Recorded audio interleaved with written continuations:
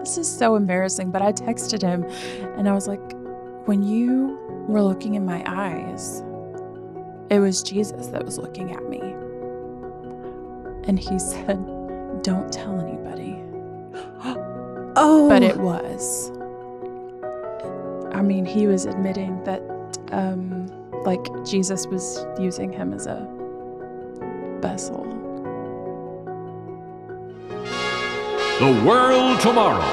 The Worldwide Church of God presents Herbert W. Armstrong. He said, God is going to do a new thing among the people of God, even in the Crusade Church of God in Russellville, something like he has never done before. And I'm here to bring you the truth, because you don't hear this from any other voice.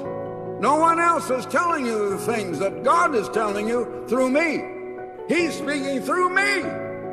Now I want to say something. Some of you know, some of you may not, because the Lord actually spoke it out loud. And it had told me so many times since then, and I've witnessed it, I've experienced it, that we've been battling a high principality called pretense, a demon called pretense. And there has been many, many false churches. Jesus said, I will build my church. He didn't say, I will build my churches. But there is a true church that is undeceived. The Lord let me experience what it is to be a new bride. You know, I'm not worried about what I'm about to say, though it may be graphic. We're coming to the Lord, and if you can take it, beyond the veil is the chamber. That's the wedding chamber. The Lord told me that. Shortly after that, December rolls around, and he had this thing where Sasha we would all circle up in the foyer area, and he would start singing songs, and then he would have Maddie play, whatever song he chose that week, and Sasha would start the kind of procession into the sanctuary and do some flag routine or whatever, and walk around with it, and it was a big show. So we were all waiting on that to start, and I was standing with your sisters and your mom, and he came over and told your mom, go stand somewhere else. This was a particularly trying time. There was a lot going on in his relationships with other people in the church that looked inappropriate and caused him to treat her even worse than what she had been, and to be neglectful. So she was already having a very difficult time, and then he told her to go stand somewhere else when she was standing with her children. So she runs outside bawling, and it was just awful. And I remember, I think Blake talked about it a little bit, Sarah's reaction, and I went to the nursery and just held on to her as tight as I could for a while, until finally I had to go upstairs to help run sound. But that was one of those pivotal moments in the church that I know really upset some people and was kind of the last straw. That was the same week that Chelsea came to visit. Oh, it was? Yes. Oh, wow. And I remember thinking, well, she's never coming back after this. That was such a very bizarre time. But yeah, that was the week that she came to visit after she had that lunch with your parents. Mm-hmm. And I know that she saw that. Everybody saw it. I was standing right there and could hear it as well. So there were a lot of people bothered by that. Did you understand in the moment why he was telling Mom to go move? No. It was later that I found out they had a disagreement, and he had been so disrespectful about how, she was being open and vulnerable, and he was very insensitive and deflating. So that was just a terrible situation, and she even referred to it, I think, as D-Day or something like that. Well, what's kind of funny about that is that happened, that Sabbath morning, was December 7th of 2019, which is Pearl Harbor Day, which the quote is, "A day which will live in infamy." So we knew that even at the time, like, oh, this is kind of interesting. Yeah. Like, nobody ever forgot what happened that morning. Everybody that was there noticed and was like, oh, there's no way to spin this. This is messed up. It was a huge moment for people. Yeah. So that's, I feel like, when things kind of took to unraveling. So after that, COVID-19 happened, and I worked in healthcare at the time. And for the years preceding that, I worked in healthcare for 10 years. And at the time, I was working at a respiratory care place. And so I worked very closely with COVID-19 and patients. And Larry would not stop. We were inundated with COVID-19 updates all day, every day, it felt like. And finally, when he canceled services for a few months, I was surprised, but also a little relieved. Maddie and I did not get the time off, though, that other people did, because he was still organizing.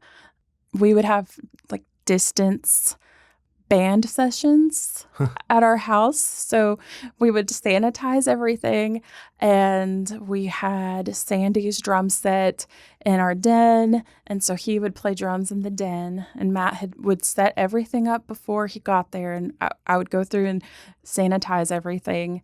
And then Brian would be in our backyard on the deck playing guitar with a microphone run out the window.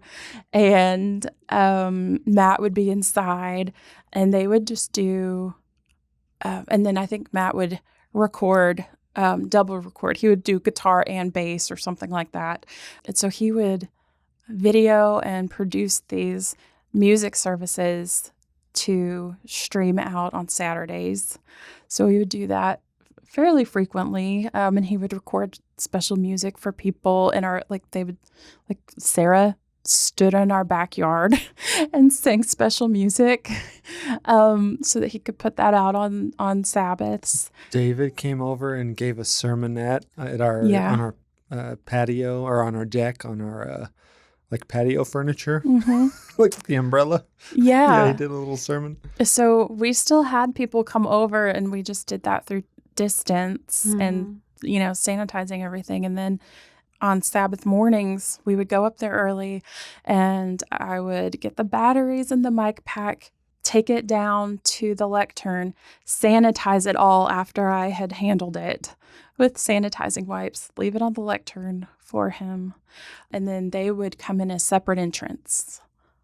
Larry and your mom or your parents would come into a separate entrance through the church, and then he would do a sermon. I would run sound. Matt would do video. We would stream it out, and then Wait, so you guys they had would to leave. be there? Yeah. Yeah, So we were up in the crow's So you never nest. got to miss No. The sermon, man. not the sermons, but then we would get there. So, I mean, this is way more info than anybody asked for or needs.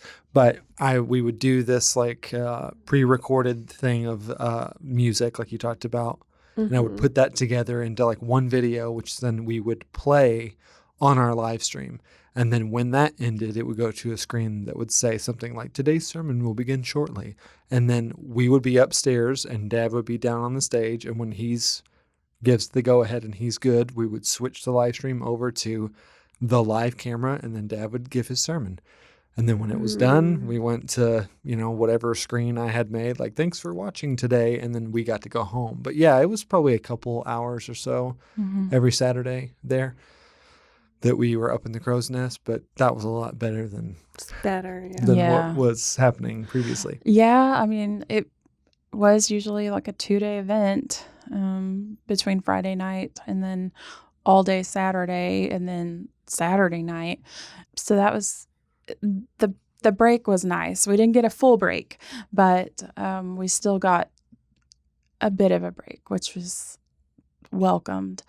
Michael and Jess had gotten engaged and were set to be married, and then COVID shut everything down. And so they wound up getting married just in a little ceremony, and then they just figured they would have a like a reception or something afterwards. But even still, like in that, I was never told about any of that directly. It was all through Matt, and he had said family only. So things were still, it was so weird. You've got people trying to like hedge their way into the family. And then I was married into the family and wasn't able to go to that. Like so when he said family, he meant just the siblings and he and mom? I think it wasn't there some kind I think of there like, was a misunderstanding, yeah. but it was still such that was able to be a misunderstanding. Yeah, it was very unclear. Yeah, so he had said family only, and so I think like the siblings all went, and then maybe like right when it was supposed to start, they were asking where I was, and I was like, but we weren't invited. And then they're like, oh no, but it was just one of those things where even in the family, it wasn't always clear Yeah. if you were to be a part of something or not. Mm.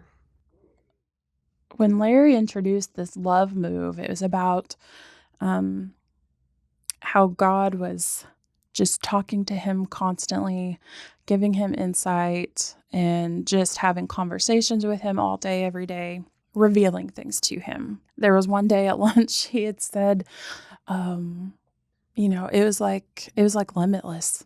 Anything that I wanted to know, I knew right then. Like the film Limitless, like you know, the the movie film. Limitless, where Yeah. he takes that pill and he's just, it opens up his brain, and that he said, yeah, it's like Limitless. Like I know whatever I want to know. And then I remember your face. I think I probably made the same face because I thought early on, I remember thinking like, do you have a brain tumor? Yeah. And Matt and I had talked about that fairly early on of like, well, either this is real or you have a brain tumor. Yeah. It's one or the other. That's not something to joke about, but it is. Well, and it was not a joke. No, for us it was We not. weren't saying like he's crazy. He must have a brain tumor. No, we were genuinely trying to figure out like what is happening with this man. Yeah. So he was talking to God all the time and getting revelations and things, and then he had these altars constructed. Coming from a Baptist background, we always referred basically to like the stage as the altar. But these were kind of like benches that he made. And, I know that they've been talked about before, like the gold leaf one that was solid double gold. It was double gold. Like the double portion Yeah. of the Holy Spirit. Which, if everything is double portion, isn't it really just one portion? If everybody has a double portion. Except for me. The double. Yeah, I had the double, quadruple. But But if yeah, if you're right. everything's adult, I mean, it's inflation. Like, yeah, it's a gimmick. It's portion inflation. Yep. The portion has no meaning if everybody has double portion. right. Well, then it's the same. Everybody's on equal footing then. Yeah. One, except for me. Again, I want everyone to know. I love how Blake was like trying to figure out the math. Like, Well, he said like I how was doing the much? math, Exactly. and I said on the portions. Like you're doing portion math. Also, I've never heard of anybody having like a half portion or a quarter portion. Yeah. Like, so really the minimum is one? Well, Liz, it's simply not biblical. Get with it.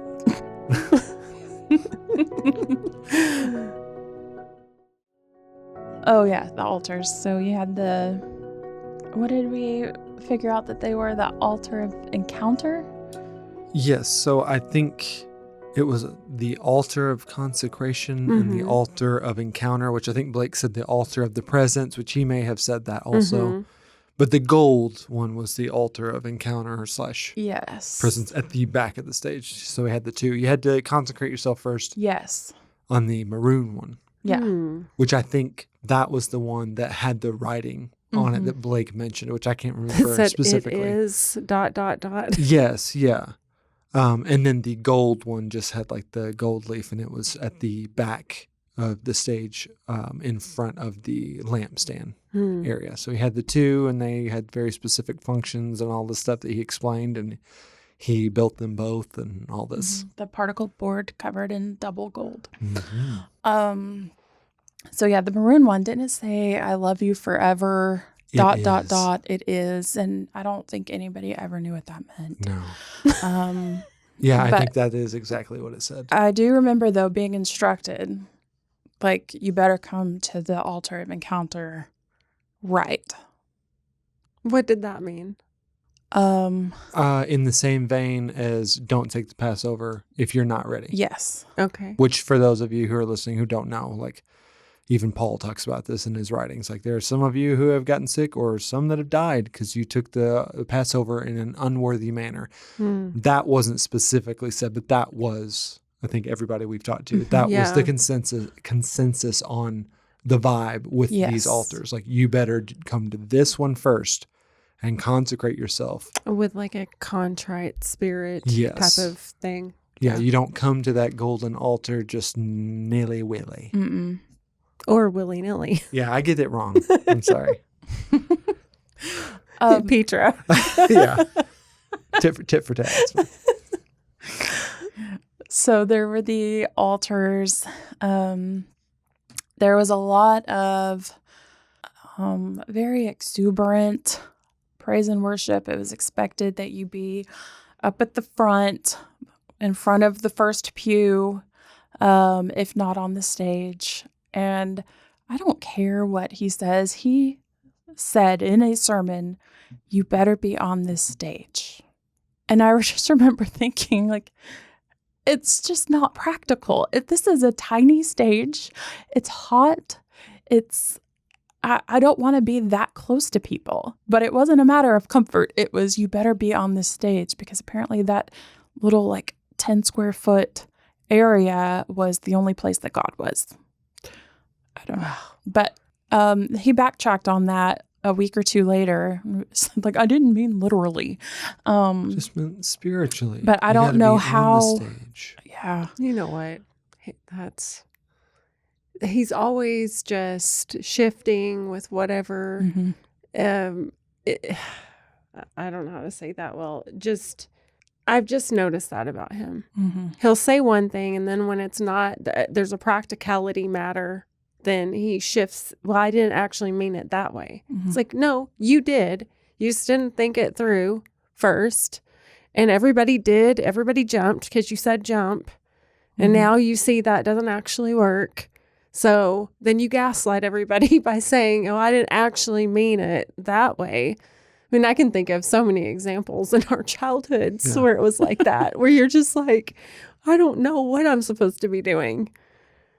Thankfully, at this time, we had 2 young nieces that were little, like toddlers, and I loved spending time with them. But I was able to kind of help with them, wrangle them, I don't know, keep an eye on them. And so I would use that as an excuse to kind of take a step back from those Friday night services as much as I could. And then on Sabbaths, during, the hours-long praise sessions, after hours-long praise sessions, I would go do dishes in the kitchen, and clean up from lunch. Like, I used those things as excuses to try to take a step back, but also still feel like I was serving in some way. Right. And serving a purpose. Because children have to be watched, and you can't just leave a dirty kitchen all week. But I remember thinking, like, there was no way in my mind to just say, like, I don't want to do this. I'm not comfortable with this. I'm not going to. There had to be a legitimate excuse. It couldn't just be my own personal preference. Of course. That would not have been accepted. You know that. So I had to show that I was still serving in some way. I did a lot of dishes. But your bra was soaked through with sweat, so you was. didn't escape unscathed. Not unscathed, no. But I did eat a lot of pickles on Friday nights with Ruby. She would, I always kept a big thing of lipstick in my purse. And so the nieces would go through that and put on 37 shades of mauve lipstick. And then we would go eat pickles. That's funny. Did you guys have discussions at home after? I mean, you mentioned the bra incident. Did that lead to greater discussion? Like, what the hell is going on? I don't like this. I don't want to do this. How can we get out of this? Like, anything like that? I'm trying to remember. I think we were both careful of being overly critical, probably out of fear of what the other might think or say or do, what kind of repercussions it might have. But this goes back to what you said at the very beginning, that you never are able to say the whole truth. And that is even seen in partnerships and marriages, which is just really indicative of the control that is wielded on the membership, that you can't even really fully feel safe discussing what's happening with your partner. No, absolutely not. It kind of reminds me of the stories that former Scientologists tell, you know, where if they are open and honest with their spouse, they might be turned in to be audited. Right.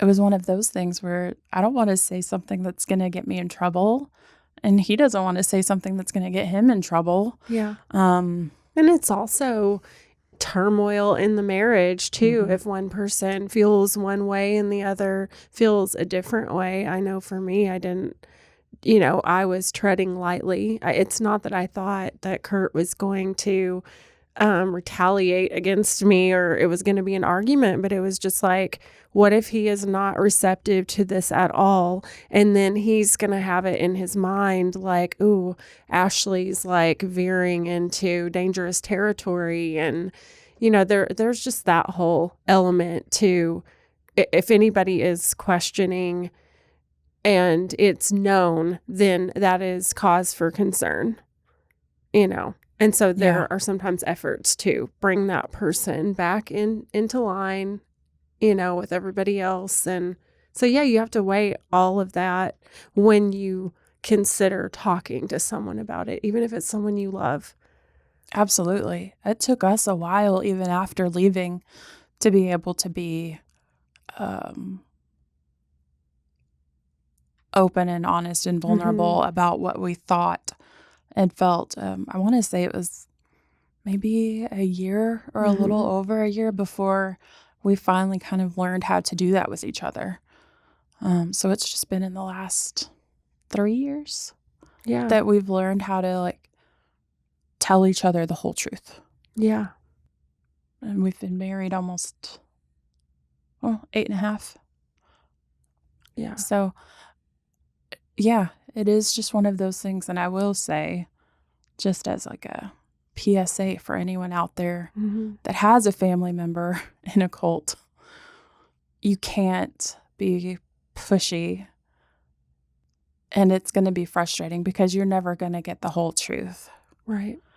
But you can just be there, and it's better if you keep negative opinions about the group to yourself. Because you're not ready until you're ready. And negative talk about a group like that only serves to reinforce someone's role in that group. At least that's the way that it worked for us. I know we loved talking about our persecution fetish. Yes, we loved anything that could be construed as persecution. It was just like a little feather in our cap. Well, and then you are taught that you are going to be persecuted because you are God's chosen. and that other people will not understand you. They can't even understand. They don't have the capacity to understand. And so then when you experience what you might deem as persecution, it's like, oh, there it is. They told me that was going to happen, and here it is. And of course, they don't understand because they can't even understand. Mm-mm. And so, yeah, it's the brainwashing is real. You can't just talk someone out of it. No. And until that point, there had come a situation in the church between Sasha's daughter, Alex, and some other people.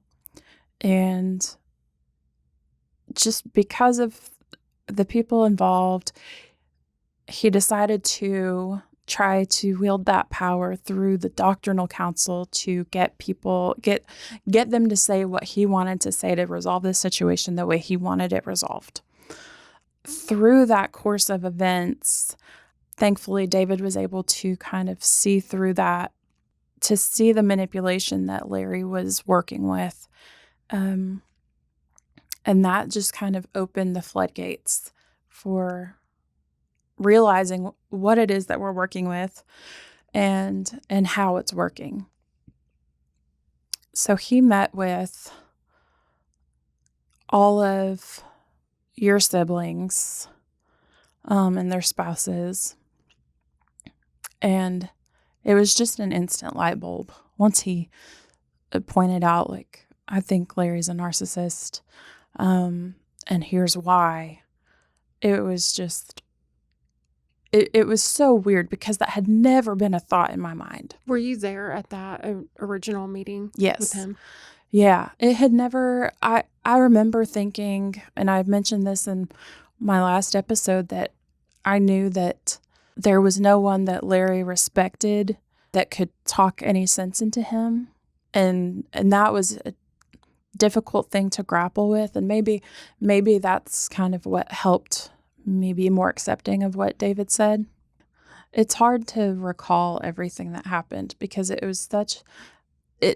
felt like it was such a long time, but it really wasn't.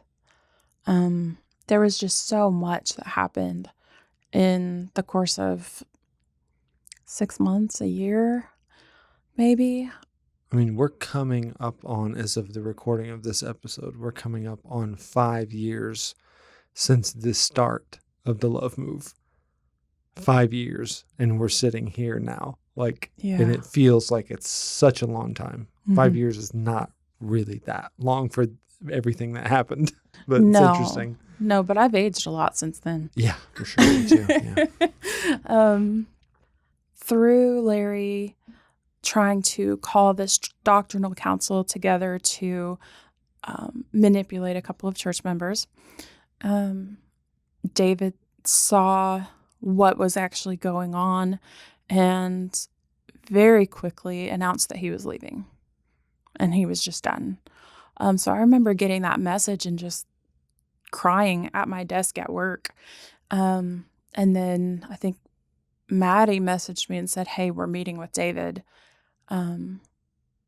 later this evening. There's like an emergency meeting or whatever. So he met with us pretty quickly after he told everyone that he was leaving.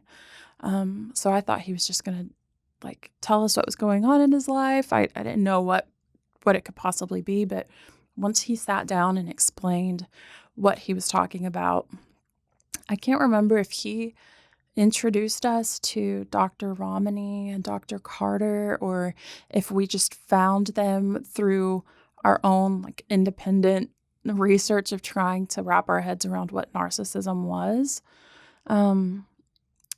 But they kind of backed up everything that he said. And so it was pretty quickly after that we made the decision to leave. I don't remember.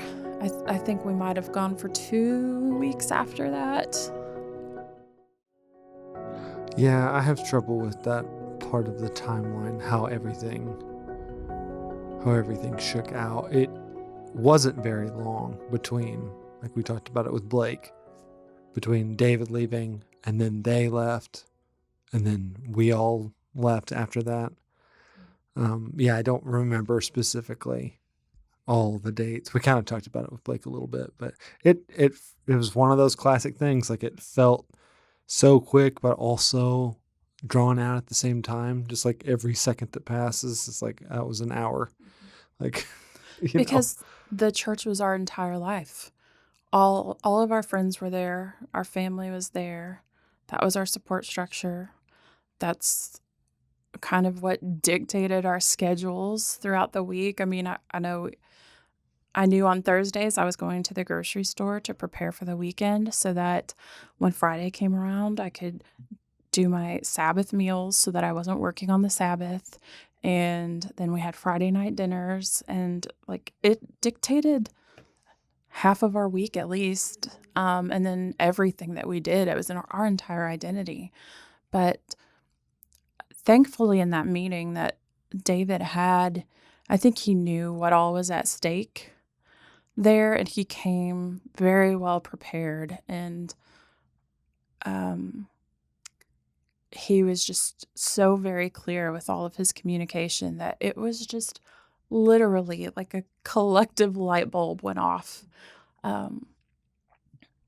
amongst everyone.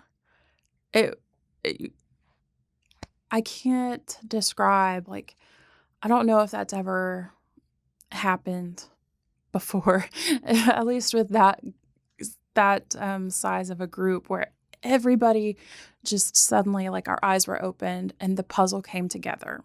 We had all of these pieces that we didn't know were even part of the same puzzle. And David sits down and describes what he's seen, what he's been through, his past experiences, and what narcissism is. And every piece of the puzzle came together in HD. We then had to take that information and decide, like, what are we going to do with it? Are we going to keep going along because God has used an ass before, spoken through an ass? Or so are we going to keep following this man that clearly has these manipulative, self-centered traits, or are we going to leave? And finally, we came to the decision that we were going to leave.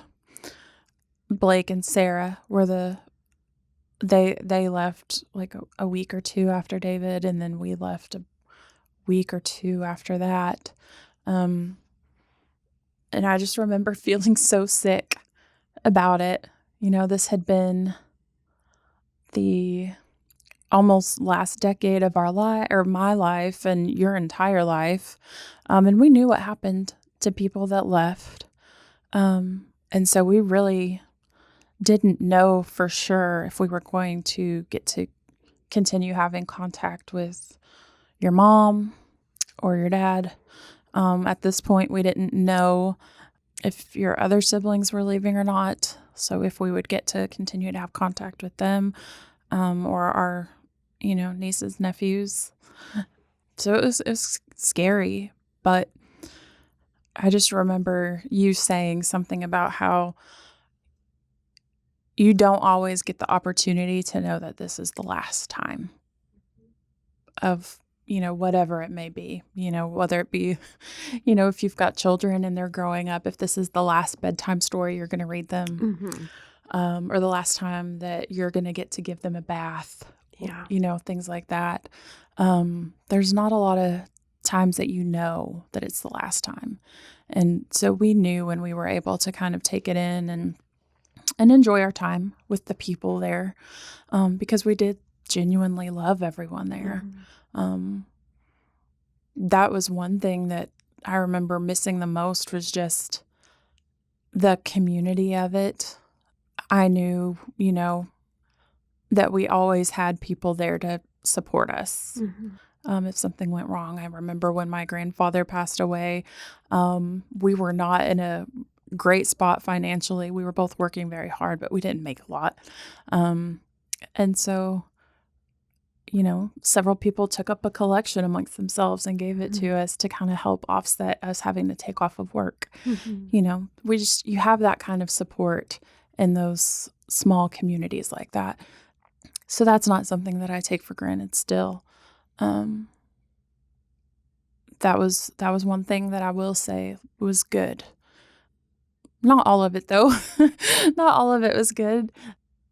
We were able to kind of take it all in. I remember crying when we were gathering up. We went back after we had sent our letter. So after the last service, we went to your office where you quickly edited everything and uploaded it to YouTube. And then we had already drafted out our letters and had them saved in our notes. And so we hit send and took a deep breath and cried. And then a day or two later went back to gather our things because most of the AV equipment was ours personally that we had purchased. So we went to gather that, and I just remember thinking, like, this is where we got married, and we're never going to be in this building again. And so, like, walking back down that aisle for the last time, I cried a little bit. Yeah, I remember, like, playing some music while we were tearing some of it down, like some of the stage stuff down, playing music over the speaker system with the sub. It sounded good, knowing, like you said earlier, like those rare moments, like, this is the last time I'm going to do this. When I am done, like, I'm unplugging that stuff, and that I will very likely never step foot in this building again. Like, knowing that there's something like powerful. And then the last Sabbath service, like, knowing, like, Shane and I, who was in the church, had moments. He played bass in the band. We had those moments looking at each other during the service, like, both knowing, like, this is it. Like, these last few songs, like, this is the last time we will ever be up here again. So there's something about that was, I don't know, it was very meaningful to me, even though it was a really difficult transition in what we were doing. But, like, just knowing, like, this is it. Like, I don't know, it just gave it some gravity in a good way for me, strangely. Yeah. I do still remember being a little bit scared because you still had a couple of siblings in it that had not told us either way if they were going to stay or going to leave. So we just didn't know. It was kind of a waiting. But I want to say the night that same evening, your dad sent out a message to the church to just say, like, that that it was disbanding. Yeah, that he was stepping down. Yeah. I think. And then the next morning that he had rallied the troops again, Yeah, and miraculously I think it was not it. 24 hours before he decided to regroup. But at that point, a group of us had kind of gotten together and decided, you know what, we're just going to do services together. And I think the regrouping thing for Dad, this is my best guess, which I think I'm right.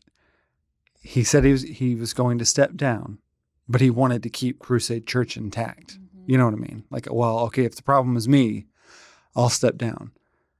Then people were like, nah, man, we're good. And clearly we're going to go do something else. And that's when it was like, oh, well, then I can't leave all of these people of mine to just be floating around out there with no shepherd.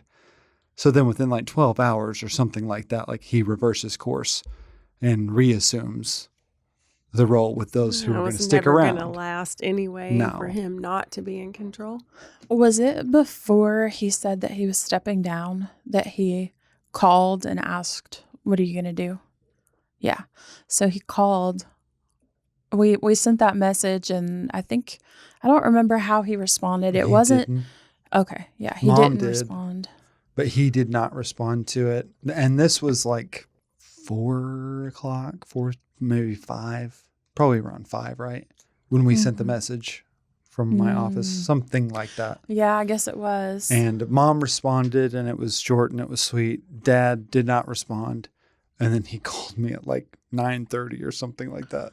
Like, that was the first I heard from him. That's right. Yeah. He'd called and asked what are you going to do then? Where are you going to go? And I remember sitting next to you, just like on my knees, like sitting on my hands on my knees, like the edge of my seat kind of a thing, like wondering, like, what is he going to say? What's going to happen? And you just said, I don't know.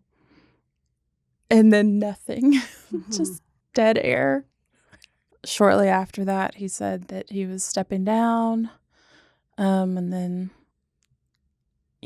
less than 24 hours later, changed his mind. And after that, he had offered to split the building, because I think he realized the people that he had left couldn't cover the expenses, the rent and the utilities and things. But we politely said thanks, but no thanks.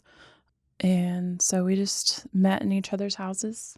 I think we had a service or two at our house, and a couple of your other siblings held them, and we just kind of rotated. And then we had some services at a building in downtown Russellville for a handful of times, and that was nice. Yeah. But same kind of deal at the end of that kind of experiment where we knew, like, this is ending. Like another one of those moments, like you get to really take it in, like, yeah, this is it for this, and absorb it in a good way. And you're like, okay, I'm going to take in the good stuff and know that this is the last of this. The thing of it was, though, with that, is it was such a breath of fresh air, because it was all people that we knew that had left the church, and we did so much in such a small amount of time and with so few people, because we really had no overhead. We catered a Holy Day meal. Like we were able to buy a car for We were somebody. able to buy a car for a lady from the church that needed a car. And so we just did that outright. When your brother was kind of forced to move into the house that your dad abandoned, where rent was way higher and utilities were way higher, we were able to pull together and cover rent for that first month. The feast that we went to, I guess we were together for a little, right around a year, because that second feast that we went to, all expenses paid to Florida for everybody. We took everybody to Florida and had little Airbnb houses right on the beach. Yeah, food. Meals covered, travel covered, everything. And so it was just such a far cry, because not everybody was tithing every week. They were just tithing and giving what they wanted when they could.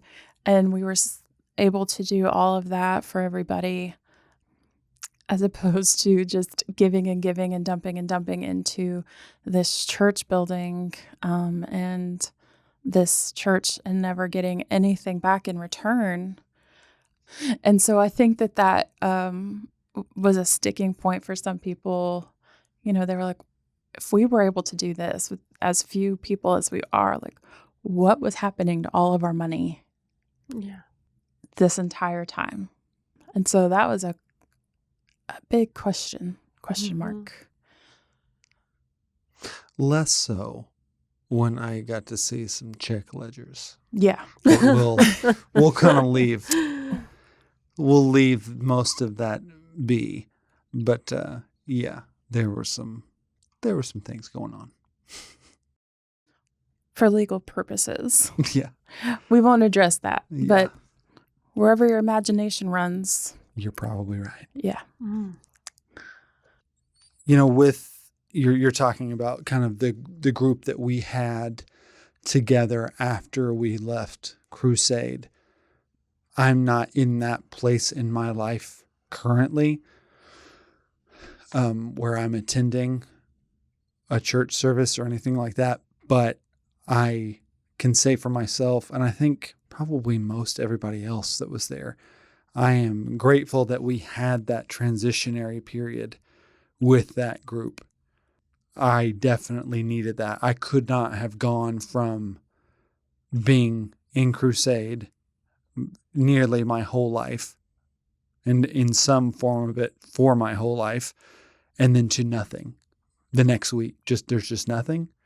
I could not have done that. I think that would have really wrecked me in a lot of ways. I needed that, and I think a lot of people were that way. So having that year about ish, where we could kind of transition and have much less pressure filled service and things like that was really important for me. And then again, I had more of those moments I talked about earlier where something is going to be the last time, like that Feast of Tabernacles that we kept in Florida in 2021. Like I knew that was the last we were going to have. So we had a blast. Like we weren't having services every day.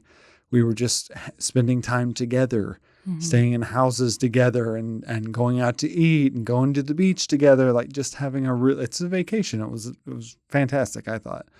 And knowing like this is the last time, like the fellowship that we had for that year post Crusade, like we're transitioning out of that and into whatever's coming next.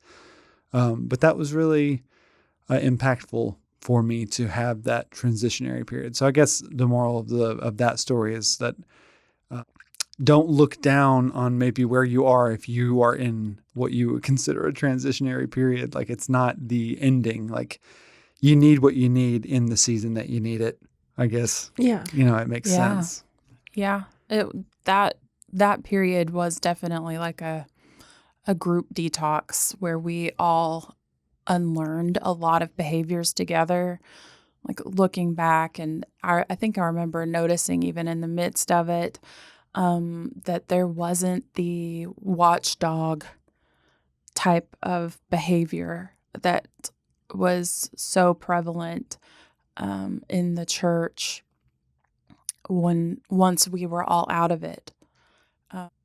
We just wanted each other to live your life, and let's get together once a week and fellowship. And that was a really nice break to know that we can still love each other and be friends and be supportive of each other outside of this construct or that construct. We were really, really lucky to have that, because that not everybody gets that once they leave a group like what we left. Did you just feel like you came to a point where you realized that just wasn't needed anymore, that you could maintain these relationships outside of a structured, service every week? That is the question I have. And then also, was this a unanimous thing? Was everyone on the same page as far as this is coming to an end? I think so. Once our little offshoot group did end, we had really slowed down or stopped kind of meeting on a weekly basis. So it was a little bit of a gradual. Yeah. Okay. Yeah, it was gradual. But I think it's interesting. I think that a lot of us were on the same page at the same time. Mm-hmm. It's like when there's a tragedy or something that really shakes people up, whether it's in a community or a family, you come together, you're closer than ever for a period of time as y'all process it. And it sounds like that's what this was for you. And then when that initial shock is over and you processed a lot, you realize, okay, like I can stand now on my own. Is that kind of what it was like? Yeah, and I think for a while the group served us. Mm-hmm. And then once we came to a point where it no longer served us, and was more of us serving the group, as when it kind of dissolved naturally. Yeah. So it was pretty organic, I would say. But I do think that it was kind of what everybody needed in the time. Mhm. And then once we didn't need it anymore, we didn't have to try to hold on to it to prove anything. Nobody had anything to prove, and that was just such a relief. I know this is not exactly the same because we are talking about this stuff on a podcast, but you know how when we first got together, that's all we talked about for a while, for the most part, is what has happened over the last 25 years. And I think we had to have that. I think it was necessary for healing.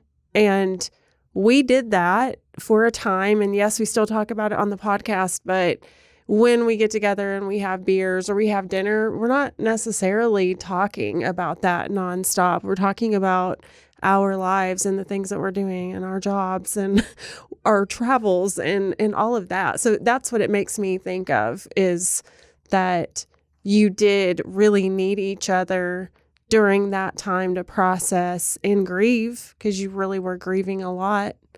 And then to be able to kind of gain your strength back and go out and move to Northwest Arkansas and travel to unique places and do all the fun things that you guys are doing now, which I think is awesome.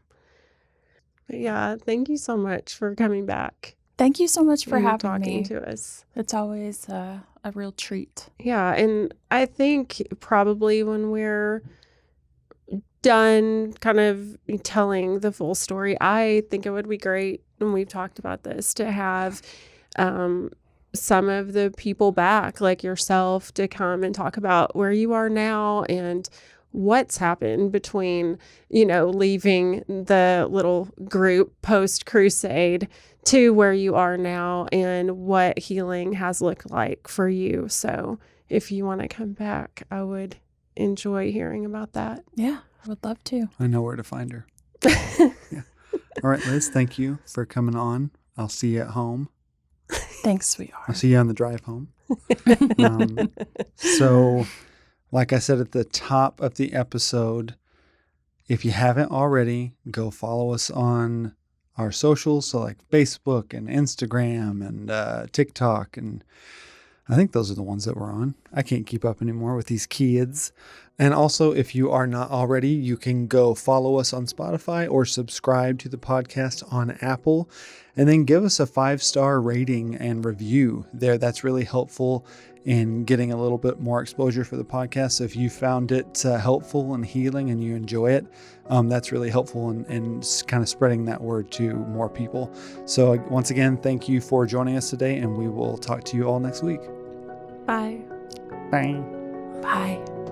If you like this episode of The Cult Next Door, please leave us a positive review and rating on Apple Podcasts, Spotify, or wherever you listen. And don't forget to subscribe to be notified of new episodes.